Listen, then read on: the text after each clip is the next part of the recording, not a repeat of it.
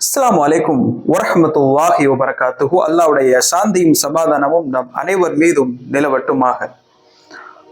அல்லாஹ் சுப்ஹானஹு வ தஆலா அவனுக்கு விருப்பமான செயல்களில் ஒன்று என்ன தெரியுமா? அவனுக்கு நாம் செய்கின்ற அமல்கள் தான்.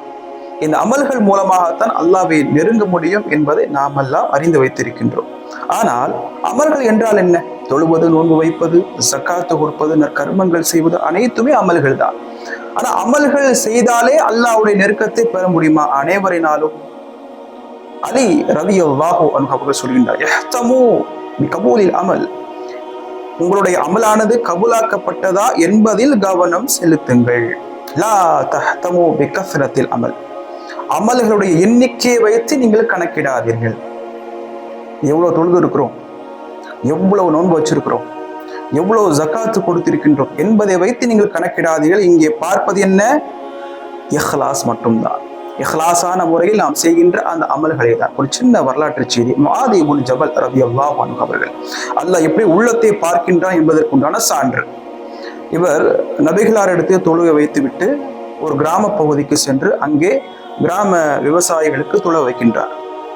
இவரை பின்தொடர்ந்து தொழுத ஒரு விவசாயி தொழுகையை கலா செய்துவிட்டு தனியாக வந்து தொழுகின்றார். இதை அறிந்த முஆத் அவர்கள், இன்னக்க முனாஃபிக், இவர் முனாஃபிக் என்று சொல்கின்றார். இந்த பிரச்சனை நபிகளாருடைய சபைக்கு வருகின்றது. விசாரிக்கின்றார்கள், யார் ரசூலுல்லாஹ், இவர் உங்களிடத்திலே தொழ வைக்கின்றார், அங்கே வந்து தொழ வைக்கின்றார், மிக நீண்ட ஆயத்தை ஓதுகின்றார், என்னால் நின்று தொழ முடியாது, நான் ஒரு விவசாயி, விவசாயம் செய்கின்றேன்.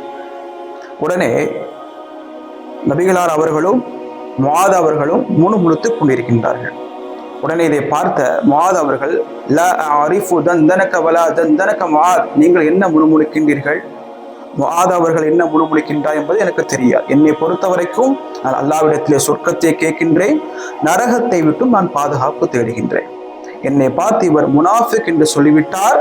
நாளை ஒரு போர் ஒன்று நடந்தால் நான் எப்படிப்பட்டவன் என்பதை நீங்கள் கண்டுகொள்வீர்கள்.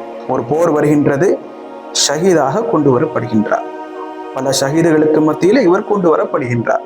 உடனே முஆத் அவர்களை பார்த்து நபிகளார் சொன்னார்கள், மா ஃபஅல சாஹிபு, உங்களுடைய தோழருக்கு என்ன ஆயிற்று என்பதை நீங்கள் அறிந்தீர்களா என்று சொல்லும் போது, அஸ்தக்ஃபிருல்லாஹ், அல்லாஹ்விடத்திலே பாவ மன்னிப்பு கேட்டார். இங்கே அல்லாஹ் பார்ப்பது என்ன? உள்ளத்தை அல்லாஹ் பார்க்கின்றார். அந்த நபருடைய செயலை பார்க்கவில்லை. செயலை பார்த்தால் இந்த உலகத்திலே அனைவரும் நல்லவர்கள் தான். அல்லாஹ் பார்ப்பது என்ன? உள்ளத்தை. அந்த உள்ளத்தை முடிந்த அளவிற்கு நாம் என்ன செய்வோம்? இஹ்லாஸை கொண்டு நாம் பரிசுத்தப்படுத்துவோம். அஸ்ஸலாமு அலைக்கும் வரஹ்மத்துல்லாஹி வபரகாத்துஹு.